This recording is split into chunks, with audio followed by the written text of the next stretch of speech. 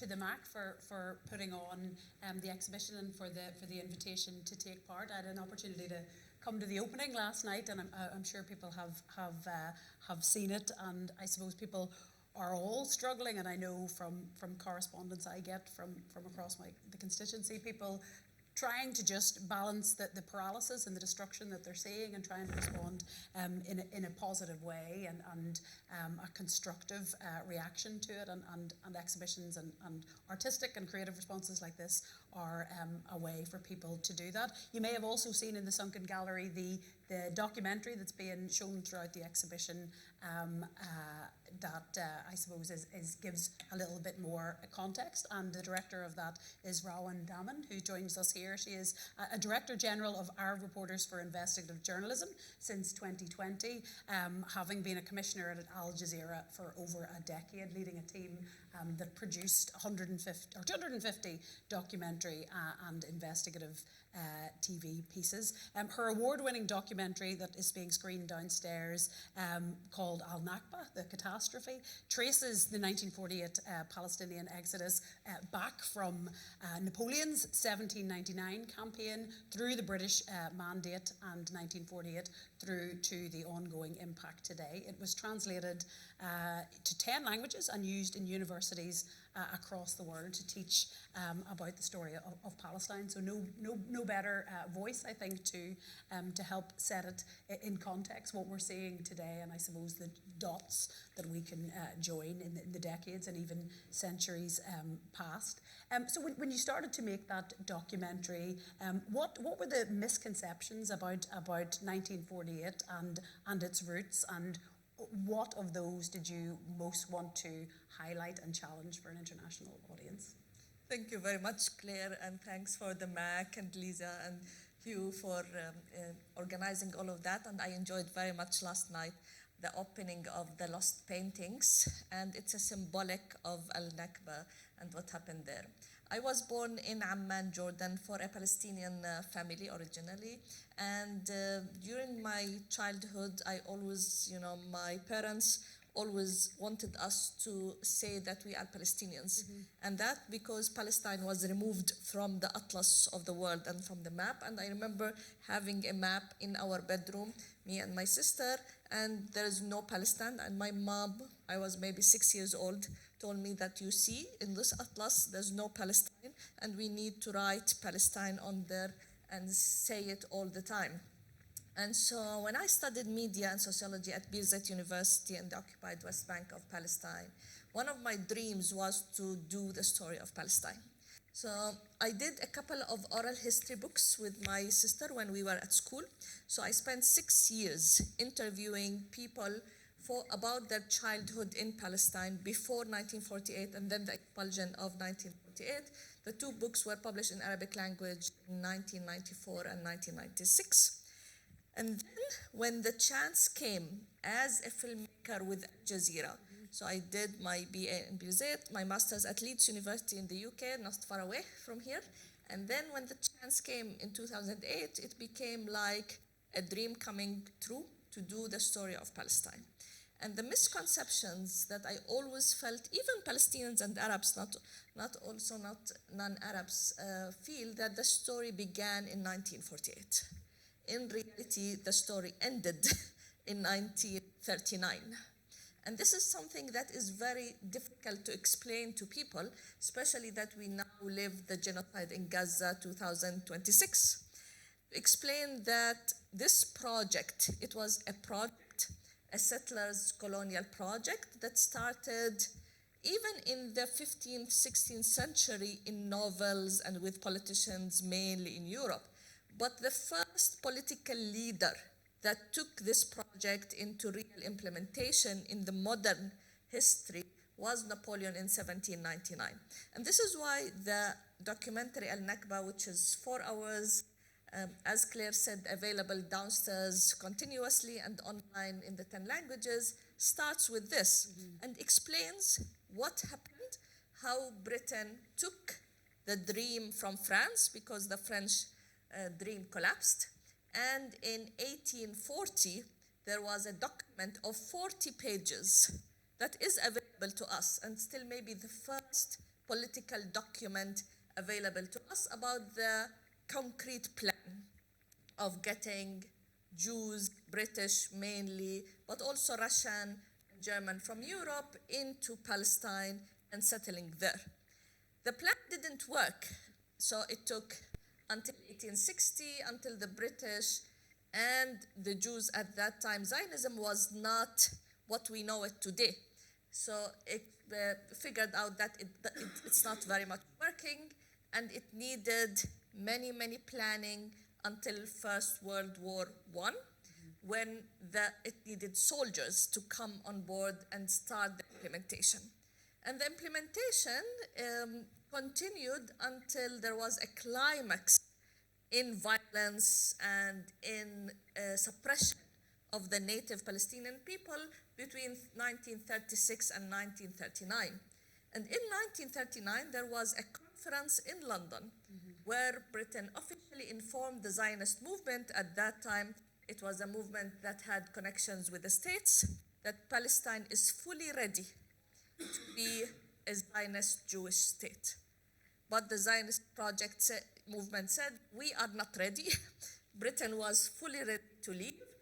The Zionists were not, because they didn't have arms manufacturers in reality, and they waited for both the shift to the states that happened in 1942, and then the official readiness to do the ethnic cleansing, big one, in 1948.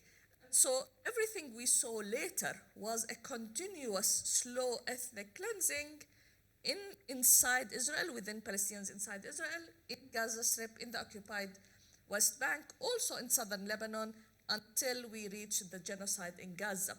And people, when they were shocked with the genocide in Gaza, it was because they never believed that the Zionist project from the start beginning, saying we want to do a Jewish complete state, was exactly there will be no democracy and there will be elimination and removal of the Palestinian native people. Those two things were in the DNA of the project from the start beginning in 1840. So you're very clearly, you talk about from your childhood, how this was a part of your story, your family's story, but of course you're a trained journalist and a practicing journalist. How did you navigate the tension between those two things, between getting the historical accuracy and I suppose the journalistic distance that's required and that you're trained to bring, but with your own sense of advocacy and purpose with the film? How did you balance those out? I always felt that journalists needs to build things on facts. So I never worked in opinion writing, or I always had facts and only facts in this. And I was keen to interview Israeli historians in Al-Nakba documentary. And I would regard Ilan Pape a dear friend, who's one of the best new Israeli historians who digged into the archive that was released after 50 years. Al-Nakba was lucky that I started digging in the archive in 2008, which was 6 years after 1948. So in 1998 was the first year that Britain released some of the archive after 50 years that was not available to historians and journalists to access before. So Ilan and many Israeli historians, including Avi Shleim, who's Iraqi-Israeli Jew, at Oxford University, at the Middle East Center, one of the best also historians. Both of them wrote about this, and both of them were in my documentary speaking about this. So the documentary had British, Palestinians, and Israeli speaking, and everything was fully verified to the extent that my video editor who worked with me would say, for example, that this image we found for a street in Java in 1920, it's very good artistically to be used in the 1930 sequence. And I was like, never, ever. And he's like, but artistically, I said, zero. This is not a documentary for visual things. This is more an encyclopedia to tell exactly. And if an image we couldn't verify from which year it was, taken, we never used it. Okay. So that was to the extent of how much Al-Nakba was based on verification. And many people, like other documentary filmmaker will say it's not artistically good enough. But because it was very honest and factual, it reached many people. I did this 18 years ago in Arabic.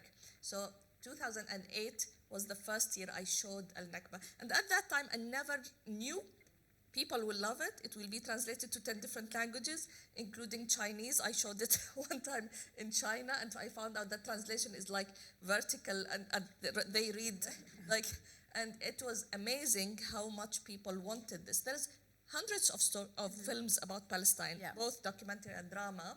This one was the one that was archival, the full story rather than extracts.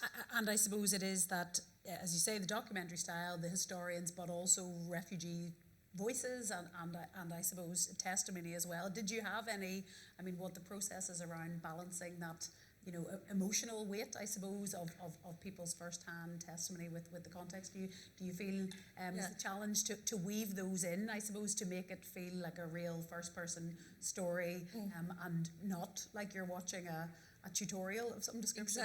Exactly. So I had those testimonies, but I made sure not to show any things that will make people cry in terms of very strong images, but people cried on images that are not sad ones. So there's a sequence that I saw audiences cry on both in Italy and in Brazil when I showed the film. And that was the same sequence when you show the reality of Palestine. So the British will show that Palestine is only a desert and there's nothing there. And then I show the real Palestine. And that sequence, which is fully agricultural and witnesses of Palestinians who were living there, people cried. So I think the voices of the Palestinians is very clear. And those interviews for me was very emotional because people who left Palestine, I had one person who left Palestine when he was 20 years old. He was a father with kids. I had one who was 16 years old in 1948. And for them, some of the sentences I will never forget that are inside the film. One of them said, "I never dream at night, but in my city back home." He had lived 60 years later. He never dreamt in the places where he lived. The second said that I am sad. I lived all my adulthood being sad. And those sentences, you can mostly understand how refugees really feel, especially when they believed so much that one day they will go back home. And that's generation after generation. Yesterday I watched some of the film, and I was very touched that many of those people passed away. Yeah. Even, Anis Sayer, who's a very prominent intellectual Palestinian, David Hurst, British journalist, many of the eyewitnesses there, passed away. So I said, Salam Pseso, for example, he was a Palestinian reporter with the Associated Press in 1948 in Palestine. He was 25 years old, and he witnessed many things firsthand as a reporter for Associated Press. He passed away. So I said, if they didn't give those testimonies at that time, 18 years ago, we would have lost a lot. And this is to encourage everybody to record testimonies and not let things go without any documentation.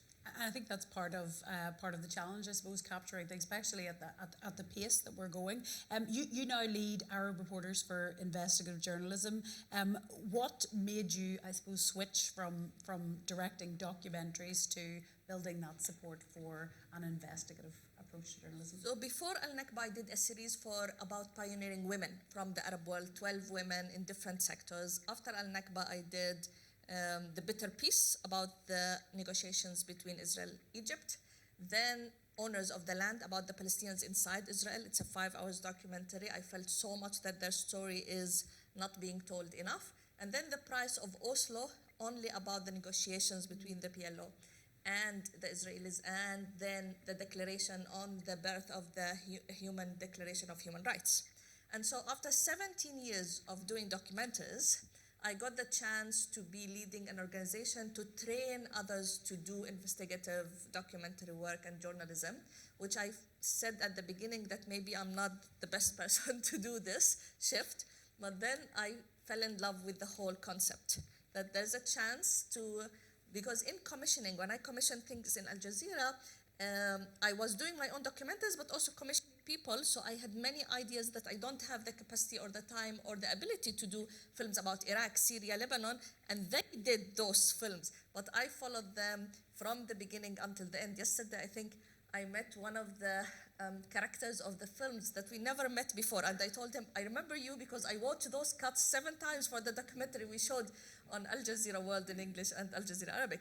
So part of the commission, I think I took it with me to ARIJ, to Arab Reporters for Investigative Journalism, and I've been leading this organization for 6 years. I'm so proud of the trainings we are doing to produce investigations, but also on our role to support Gaza journalists during the genocide.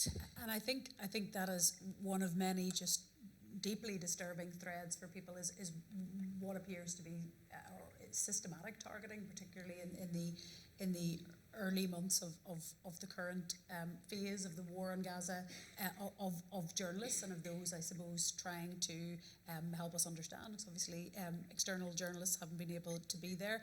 You've said you don't want the journalist to be the story, you want the journalist to cover the story. How can you protect journalists, and is there a way, have ways been found to support journalists who have remained in Gaza despite them being targeted? First, we have a very comprehensive safety model at our organization because we work in all Arab countries across MENA, physical safety, risk assessment, digital safety with all the surveillance, legal safety, having a lawyer in every country, mental safety, and then we added after COVID, career safety because journalists, many of them have been laid off. The whole system of safety collapsed in Gaza. There's no risk assessment you can do. There's no place. Everything we taught them, because we taught for 20 years, we have been training journalists in Gaza. We trained 900 journalists.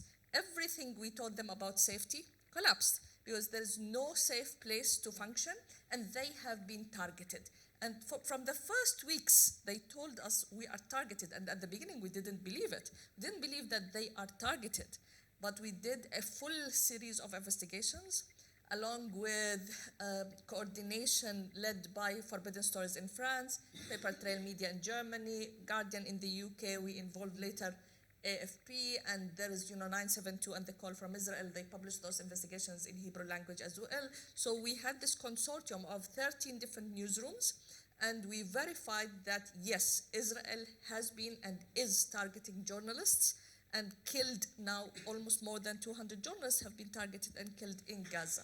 So now you have those journalists that we and many people trained, killed, and there's journalists who were forced to leave Gaza, and now you have a generation of journalists who are most junior journalists and people who are very courageous to continue working, but they don't have anything. They have been living in tents for more than 1.5 years now, and no equipment, no mobile, no laptop, no camera, no microphone, power bank, all of those things. Oh, yeah. And Israel didn't allow us or others to enter any of those equipments for now since October 2023 until today. So what we did, we purchased equipment from within Gaza and delivered it to the journalists to continue working. And we did for them places that are with electricity and internet so they can come and upload their things. And we managed to do that with the support of RSF, Reporters Without Borders, and CPJ, Committee to Protect Journalists and others, to continue to support those journalists to continue. And at least I'm proud that with the genocide ongoing, we managed to do the investigations, although the accountability is still zero, and Israel is still continuing to target journalists and continue to support the journalists despite all the horrible situation of being targeted and also losing many of their kids, families, houses, offices, all of that. And several of our team are on daily contact with those journalists on the ground, and they are the one who gives us hope to continue. They are the ones that say, keep our voices clear, get always to speak about us. And I think that's a theme of your work and of the exhibition, of somehow people almost in the face of the most impossible circumstances, persisting with that. Thank you so much, and I think we'll come back to some of those themes. I wanted to ask you a few questions. Fintan Drury was a journalist with RTE in the 1980s. He anchored Morning Ireland for its first few years, and before that had been a correspondent here in Northern Ireland, and had reported from and to around the world. In 1985, Fintan, you volunteered, or you travelled to Darfur, which was the world's largest refugee camp then, with goal. You've been a long time activist on migration, and you've written extensively on that. Your excellent book, Catastrophe, Nakba II, was shortlisted last year for Non-Fiction Book of the Year, and it offers, among many quotes about your work, an unflinching and insightful analysis of the decades-long oppression of the Palestinian people by Israel.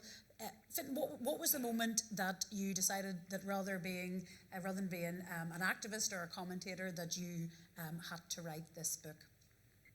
If it was one moment, Claire, I think it was out marching, as I did frequently and for many years, on a march in Dublin with my then heavily pregnant eldest daughter, and she just spoke with me about what I could do, and reminded me that I had, skills as a commentator and as a writer, and I could talk. So I think that was probably the moment.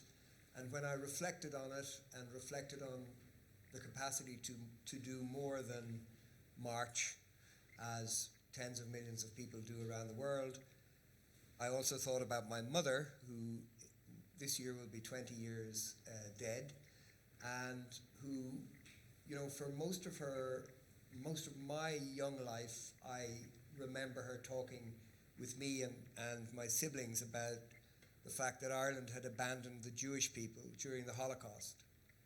And her consolation always in those discussions was it can never happen again, because modern communications wouldn't allow it to happen. And so there was that kind of curious twist, which I refer to in the opening of the book. And I think if you're a sentient being and you have time, which I do have, and capacity to sort of fund yourself, to immerse yourself in this, then if you feel passionately about it, then you have to do it. Rawan spoke powerfully about those modern communications and the challenges of those, and obviously you were writing at the moment about something that's happening in real time and without access in person to Gaza. And how did you go about gathering material, and can you speak about previous visits to the region that you'd had? Yeah, I mean, I had a certain amount of experience of working there in the 80s, not in the Middle East, but you referenced Morning Ireland. I was with an ex-colleague, Sean O'Rourke, recently, and we were talking about the fact that when you anchor programs like Morning Ireland or This Week or the Today Show on the BBC, you have a responsibility to the people who are listening to know, a good deal about the areas that you're covering. So even if you're in a studio and you're interviewing somebody who's in Palestine or in Jordan or in Iraq, you have to have a better understanding than the average Joe, perhaps, or the average Mary, to be able to conduct the interview and make it worthwhile. And in some respects, I think that's more relevant to the book that I've written about Palestine and the genocide than the work I did overseas. But I did cover the American presidential election of 1984, which was a very dull election between Reagan and Mondale, but I learned a lot then for the first time really about AIPAC and the power of Israeli money, Jewish money in the United States. I spent a number of weeks working with Kate Adie. We shared a camera crew in Libya, and we both interviewed Gaddafi. And the relevance of that was more that I was left with a pretty deep impression, having spent time in Darfur, that there was a problem emerging in terms of media coverage in the Western world, where we did not seem to appreciate and understand that there is an Arab culture which is rich and positive and has, there's this great civilization that we need to understand, respect, and not demonize, and not just close our eyes to and our ears to, which I felt in the 80s was happening. And in fact, I wrote a piece, one of the pieces that I'm more, and I look back on it, I would be more proud of, for a program called World Report at that time, where I referred to this and essentially said, we need to waken up. We're getting, dominated by the United States, particularly, and it's influencing us to think of a very narrow, take a very narrow view on civilization. So I think those kind of things, are really the relevant backdrop for me to the book. And so it was about deep research, and a lot of the book is written based on secondary research, and I don't make any I don't try and hide that, and I don't make any excuses for that. I think one of the best things someone like me can do is for me to almost assume the role of a tailor, in that old-fashioned sense of knowing that the material is there and cutting the pieces that are most relevant to actually stitch together into a narrative that people can follow and have a better understanding of it at the end. And I sit in awe listening to Rawan and the experience, and there's nobody can talk about Northern Ireland. I used to say this to my friends in Dublin, and I'm a South Dublin boy, I'm a well-to-do South Dublin boy, and I used to say this to my friends in Dublin at the weekends. The odd weekend I'd come down to Dublin, and people would have known that what I was doing, and they'd talk so knowledgeably and assertively about this and that and Derry and Belfast. And I'd say, guys, I really don't have an understanding of it. I don't have an appreciation of it. And so, it's for me to sit here beside this extraordinary woman who's done this extraordinary amount of work with the extraordinary insights she has, and she's Palestinian. So what I've tried to do is tell the story from 1948. I didn't go back as far as Napoleon.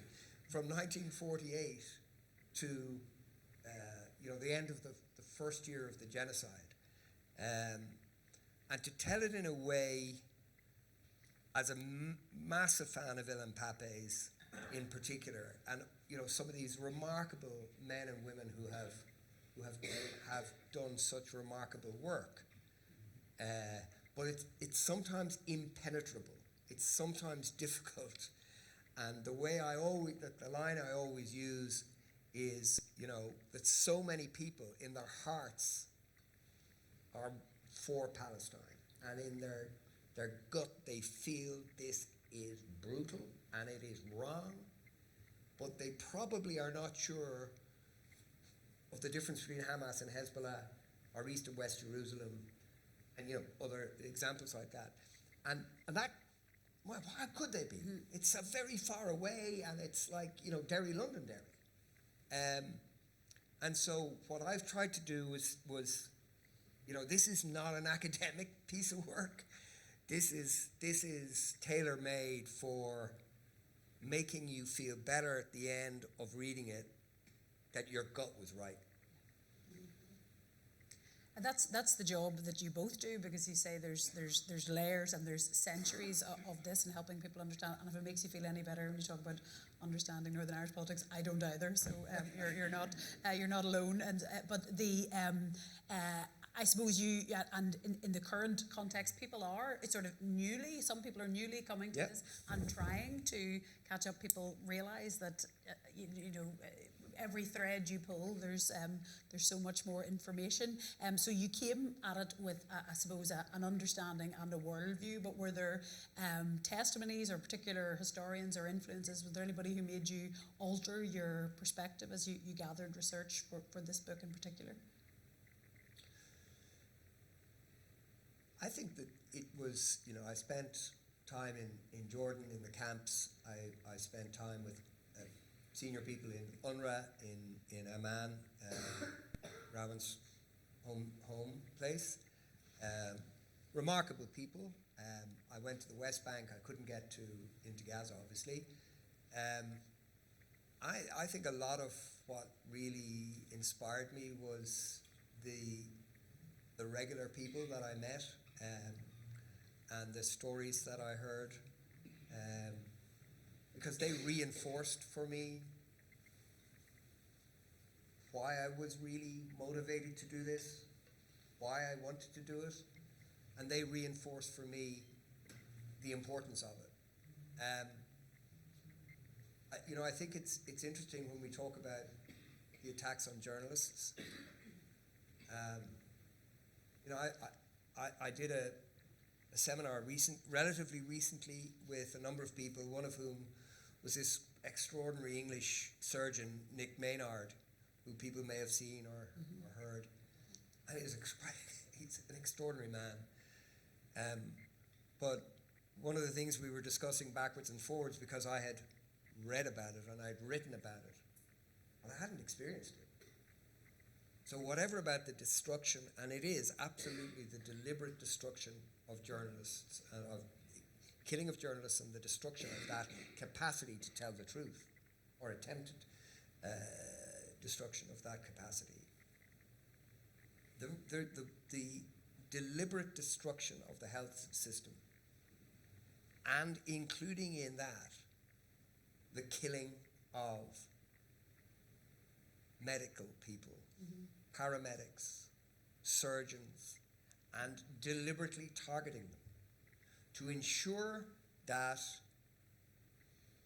those people who survive your bombardment but are injured, or they are incapacitated, or they can't get the medical treatment they need for whatever conditions they have, that they will die by another means. They won't die in a bomb explosion, perhaps, but they'll die because the medical treatment isn't there, the hospitals aren't there, or the doctors and nurses aren't there.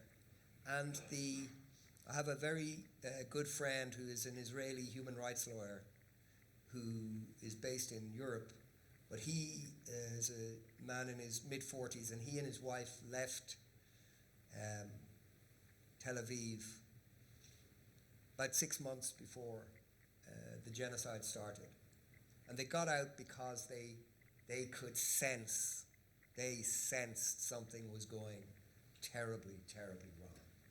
And they have young children, and they said their kids were the experience of their children in school was so hostile towards anybody and anything other than Judaism. And the curriculum had been changed, as we know, it's documented. And they were seeing this percolating through to their children. And they upped and left. Now, he was lucky. He works for an organization called Hamoked, which is one of the amazing Israeli NGOs that are there doing extraordinary work. B'Tselem. Go and read, just Google B'Tselem, Welcome to Hell, July 2025. I beg your pardon, 2024. And just read it. It's like, if you're in any doubt as to the malicious, malevolent actions of this, I've stopped calling it a rogue state. It is a terror state. And we also need to be careful about the language we use. It's not a war. Has never been a war. And one of the reasons journalists are being killed to the extent to which they are is because it's not a war. If it was a war, conditions of war would demand protection for journalists and would be respected. Of course, not in every case, but in most cases, have been respected by both sides. So how come if it's a war, this number of journalists have been killed. Never mind the damage that's been done to the health system and to doctors and nurses. Sorry. Yeah, and never mind the access not being given. Dick Maynard met him, he spoke here before Christmas as well, and I suppose has that same sense of responsibility as you do. You reported, as I say, from here during more difficult times and in refugee camps in Darfur and at Athens as well, I think. Does your that sort of humanitarian background and experience, does that shape the way you read displacement and state violence in particular? My grandparents left here, left Belfast. My grandfather had stood for election for Sinn Féin in the 1918 Westminster election. He could have been sitting where you now sit, Claire. But naturally, as you can imagine, in 1918, in Mid-Ulster, I can't remember, no, it wasn't Mid-Ulster, East Antrim, he did not get East Antrim, he didn't, anyway, and I have always considered them to have been refugees, and they were what we would now describe as displaced people. They left because my grandfather's furniture business was successful, and it wasn't supposed to be successful because he was a Catholic. So it was, it was interfered with, and it was made clear to them that, they'd be better off getting out of town. So, and that's in your DNA, I think, in the same way as, I think most Irish people of a particular generation relate to and can relate to the famine, and to think that Israel has used famine deliberately and induced famine as a tactic of genocide is so abhorrent, and we can feel that in our bones. It's so utterly abhorrent to us. So I think, it's not so much, I don't regard myself as a humanitarian. I regard myself as somebody who has, I think, a pretty open mind. Certainly as I've got older in life, I've realized that if you have a skill set, and that skill set can be used to, do good stuff, that's a better thing to do. And by the way, I'm still a privileged person. I don't have to earn a crust, so I'm not writing books to make money. I'm writing books that I want to write. I'm writing another one at the moment about the Western sponsorship of this genocide. And that's because I want to, and I feel so strongly about it.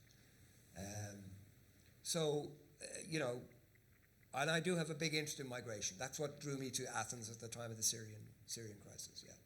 So the responses have been very, very positive, very, as I described, as urgent, remarkable, and a must-read, as well as unapologetically direct. Have there been criticisms, fair or unfair, about your book, any that have stayed with you? Interestingly, there's been a few reviews which have been, not critical, but just sort of questioned, kind of, who am I to write this kind of thing, which, I can understand. Really, we did 12 events in a relatively short space of time, and the only time I got, really grilled from the floor, and it was quite hostile, turned out to be a judge of the High Court in Ireland, and it was just, to me that was kind of interesting. That was the only time that there was a hostile question from the floor, which is really what matters to me. It's not. It's not the sort of the. Can I comment, Claire? Please, yes. Yes, I enjoyed reading the book. So when you invited me and he said that Fintan would be here, I didn't know about the book from before. So I just, got, and I was lucky that there's also an e-version for the book, because hard copies don't reach Global South very easily, so I need to have some friends in Europe when I need like hard books to be shipped quickly. And I enjoyed reading it because, as you mentioned, it's easy. I would say it's very smooth to read. And the name Nakba II is very much well chosen. It is the Nakba II, and not many people name it this way. And you explain from the beginning, from the introduction, why you did this book and how you did that. And it's very, very personal. You can feel that you see Fintan seeing those things on the ground and explaining them. And historians and also Palestinians, they write complex books because we have a lot of things to say, and that was, we complicate things. And it's very important to have straightforward, clear books with facts. They are not opinions, they are facts based on facts. I wanted also to comment on your saying about, the Israelis leaving Israel, because we don't have any quite data, good data about that, but at least tens of thousands left Israel because they found out that Israel is saying, we fight all the time, we win all the time. And if you want to raise a family, you don't want this, just, fighting all the time. And at the beginning, they might convince people for weeks that, we stay together, we fight together. But then when they find that this is a continuous thing for years, then people start questioning if this is really what they want to get their kids to live in. Yeah, you both, in spite of that, talked about just your motivation and sort of just a compulsion to do this. The exhibition next door is a response to, I suppose, the erasure. It's the loss of the paintings, 1948 paintings, and then in general of Palestinian culture, physical manifestations with the bombardment, and I suppose just the wider sense of nationhood. What role can you see for, and I think everybody is trying to find positive ways to respond, but what role, just as a final question for me, do you see for artists and writers and activists in resisting this second Nakba? Each of us needs to do something. As Fintan said, doctors have been targeted, academics have been targeted.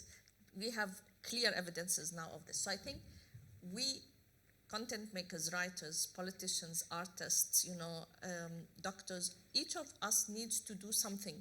Because I don't know if you read Omar Al-Aqad book, that one day everybody will say we were against this. Yes. One day this will come and everybody will say we were against this.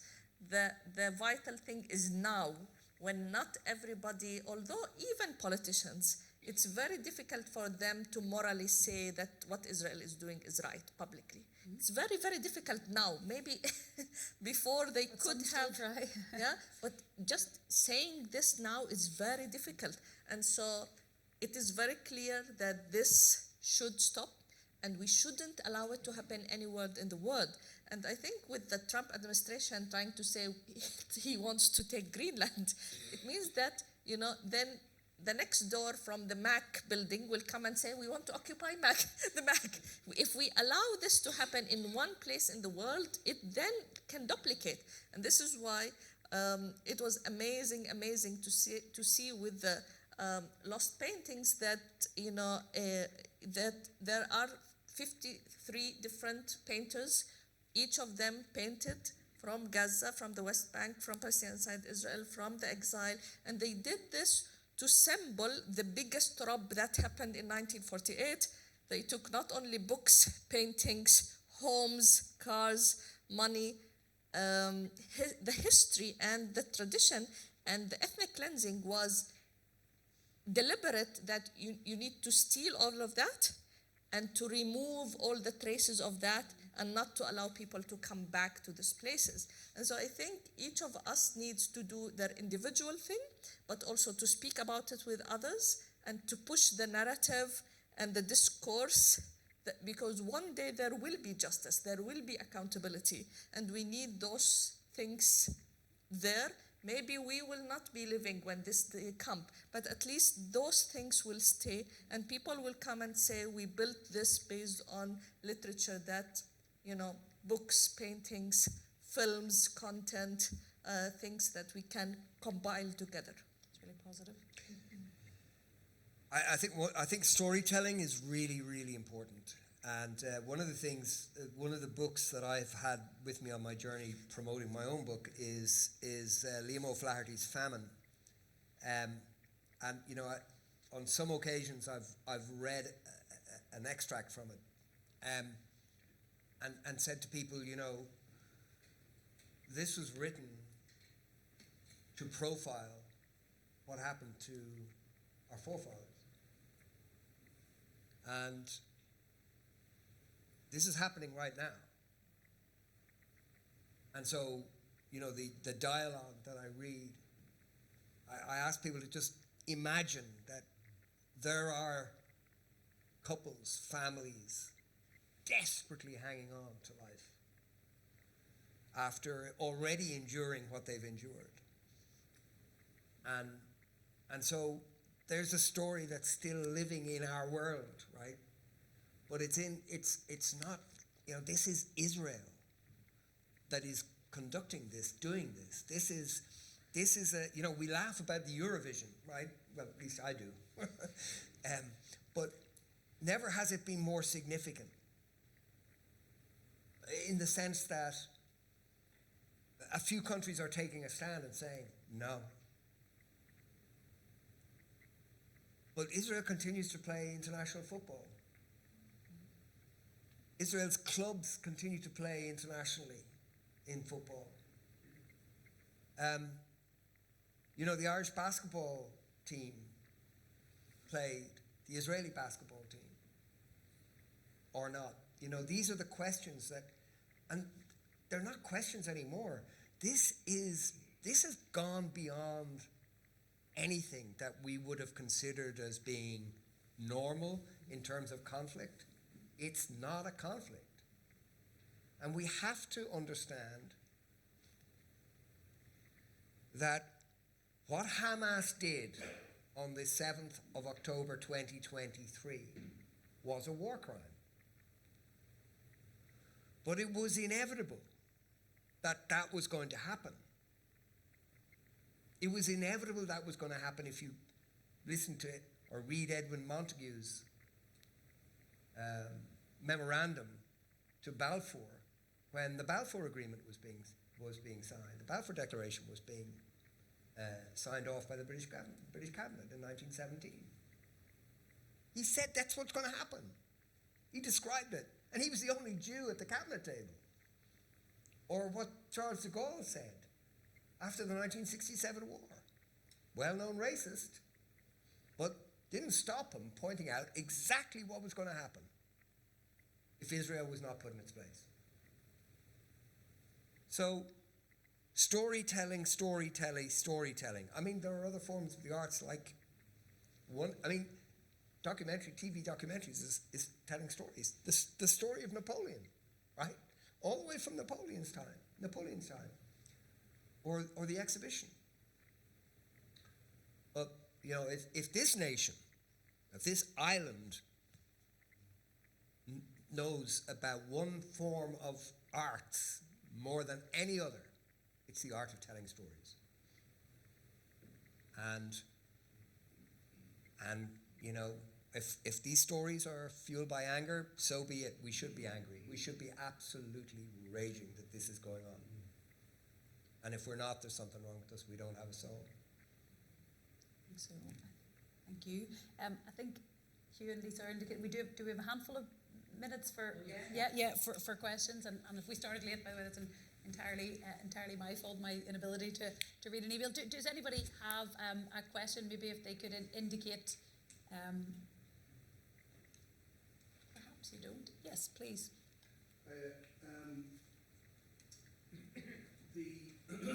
What the Israelis have done to the journalists and non-aligned journalists and etc. You know, when you're in arguments with pro-Israelis, they have really no answer. You know, they try various things, but really there's no answer. They just didn't want the truth to get out. And the murdering of journalists, etc. There's just no answer. However, when you talk about the bombing of the hospitals, etc., they will continually come up with this thing about, Hamas had weaponry.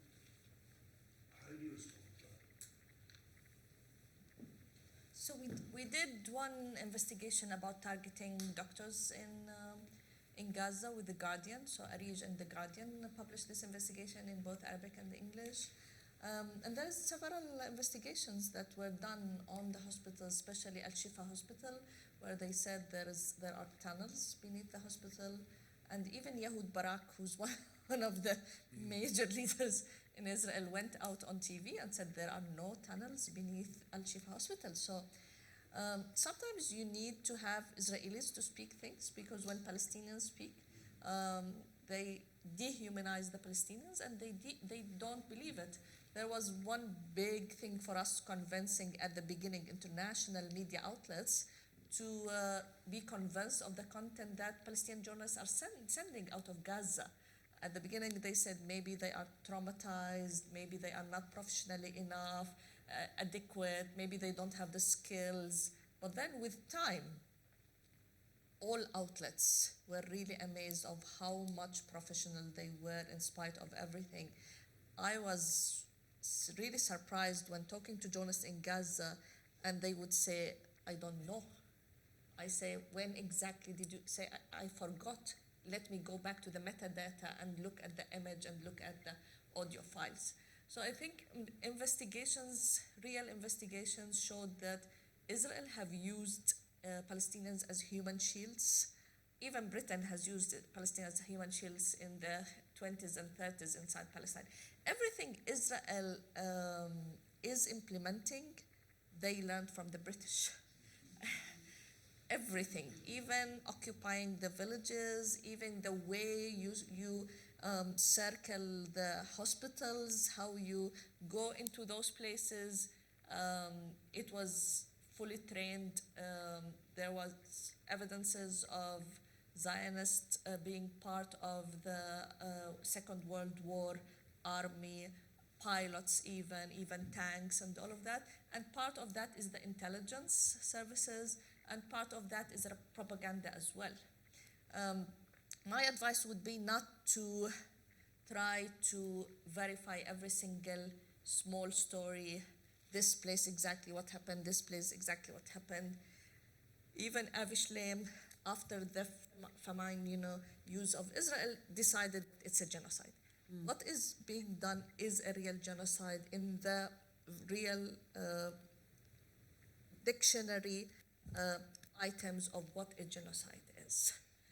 And we need to be very clear about that, and not to trap us to go into explaining this story, why it happened, and all of that. I think there's a couple of points, if I may add to that.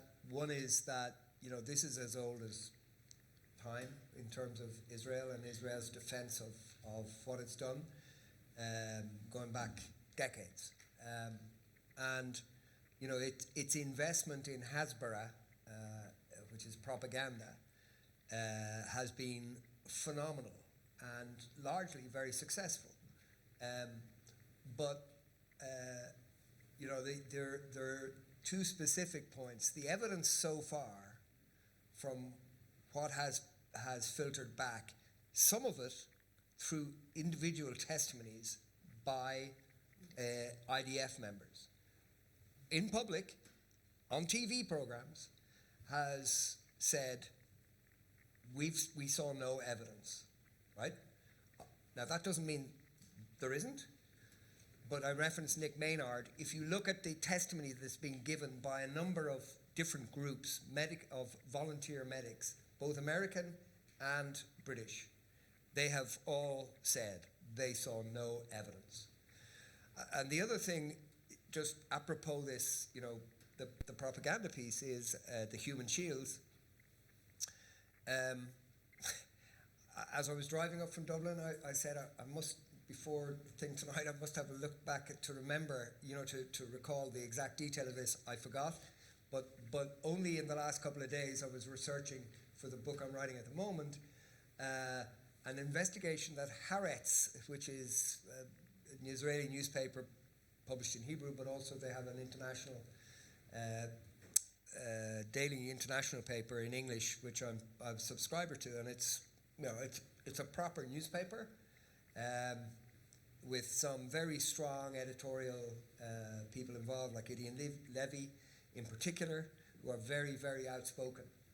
But they conducted a recent research with a whole large group of IDF soldiers who testified that, and I wasn't aware of this, to be truthful, until I read this, who testified that when they're on foot patrols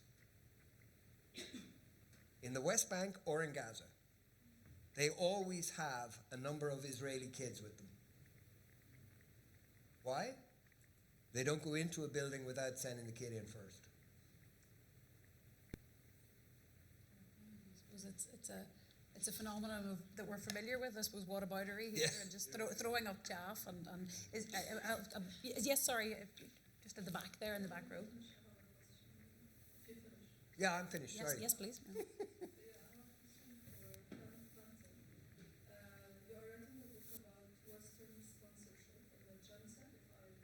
Correct. So what areas of focus are you interested in? Like, what kind of sponsorship? And are you interested in only Western sponsorships away from Eastern sponsorship?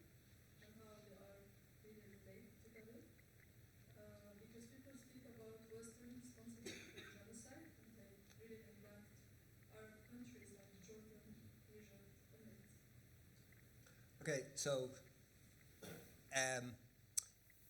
I probably didn't give a completely honest answer, not because I was being devious. It's just when you ask that question, it reminds me of one criticism that I have had about the original book, or the catastrophe Nakba II, is, you know, what about, it's all good, it's all very interesting, but what about the Arab countries?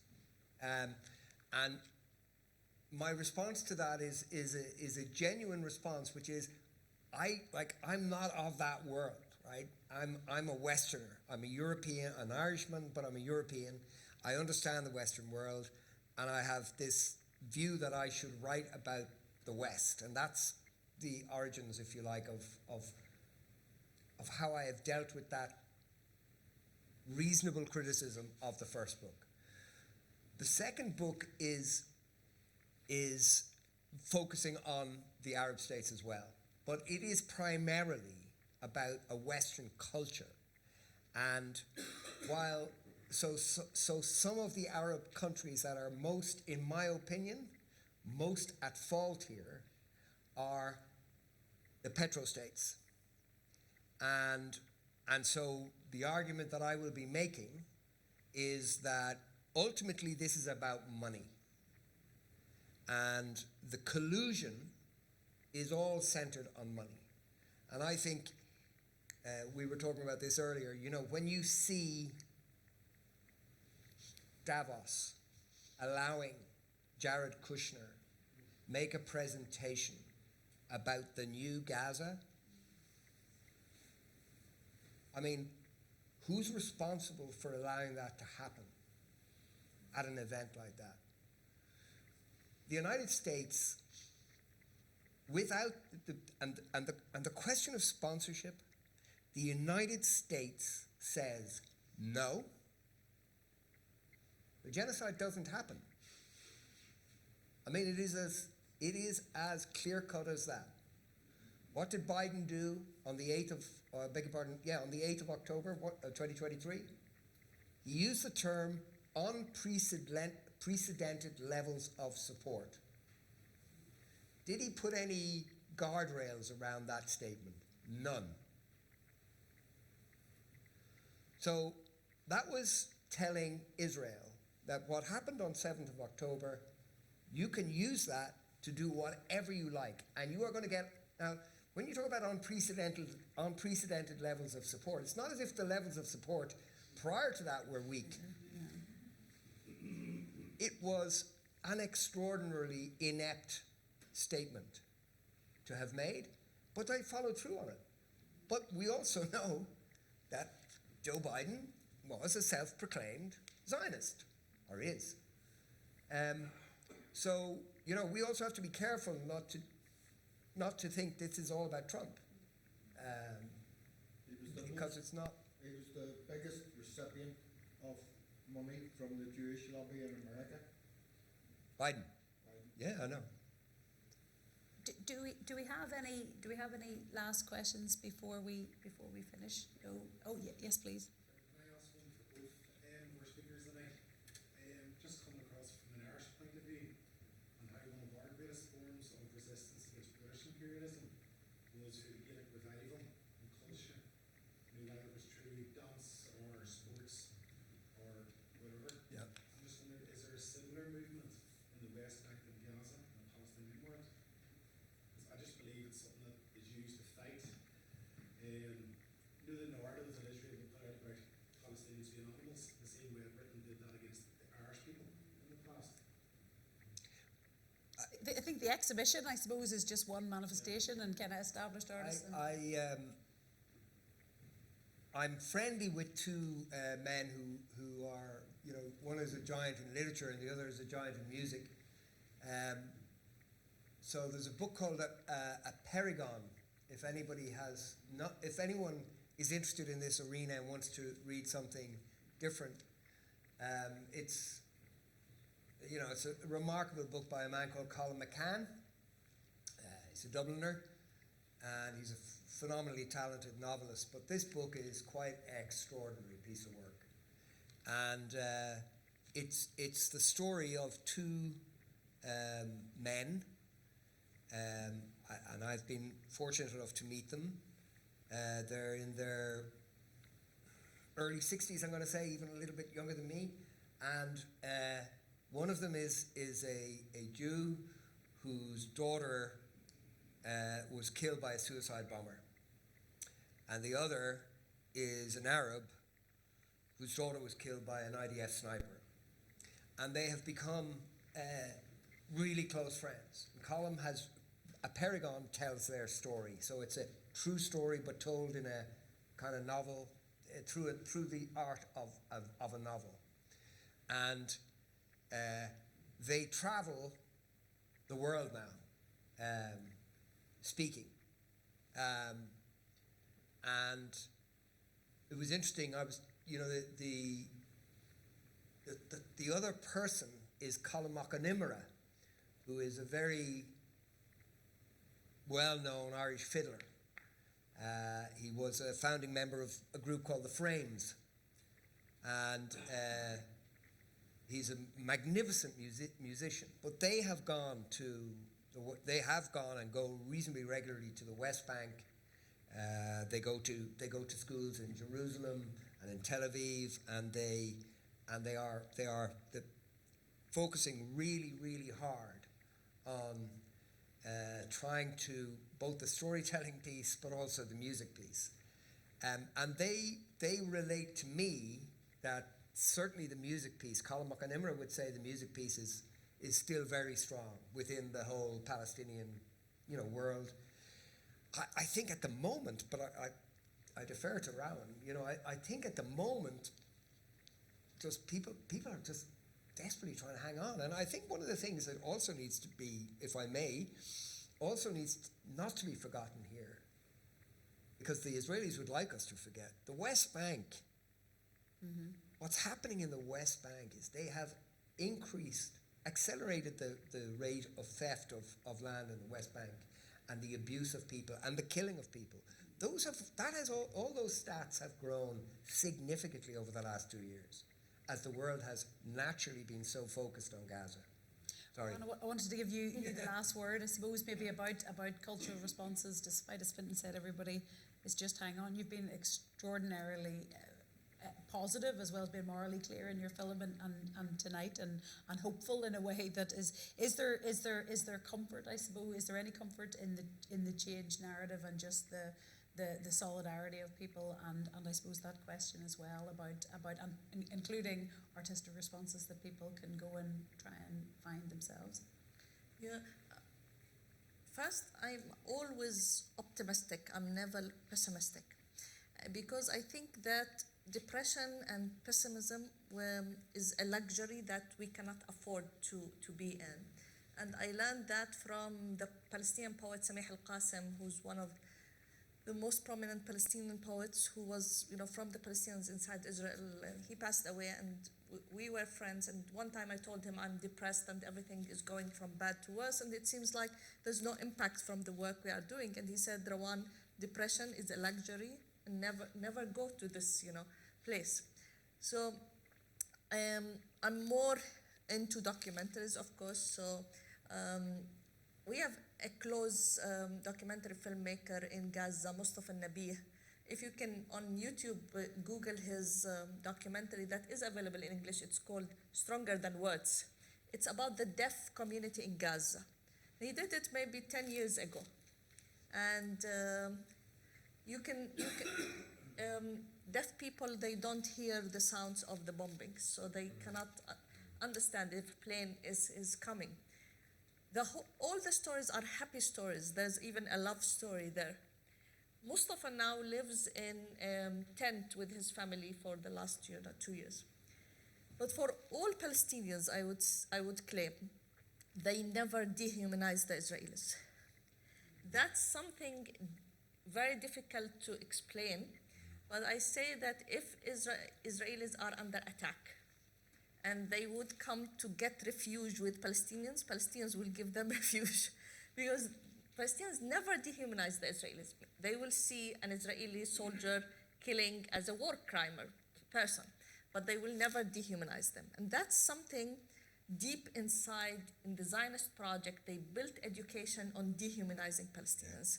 And this is what needs to stop, maybe the first thing, to be able really to go into, like any nation all around the world, any state, at the end, the world found out that democracy means we are all human beings, and there will be democracy, there will be failures in the democratic system, but we are all the same, and we all have the same rights and duties to do. This is not applied in this project since 1920s, when Britain seized Jerusalem and the whole of Palestine at that time. And that is very, very difficult to explain any cultural, project that doesn't take this into real consideration and impact. I have one small thing that I don't want anybody to leave without taking it, because it seems Claire is ending. This embroidery is like a bookmarker that I got from Gaza before the genocide starts. And I have one for everyone, hopefully. So please don't leave without getting yours. I don't know if you're familiar with the Late Late Show. Yeah, I was just going to say. Cultural heritage. Yes. That's yours? Wow. That's yours first. Thank you. Then I'll give this back. It goes, that nobody leaves without taking Wow. it. Thank you Handing this. so much, Rawan, for, yes. And Fintan, and thank you to the MAC as well. Thank you. Cheers.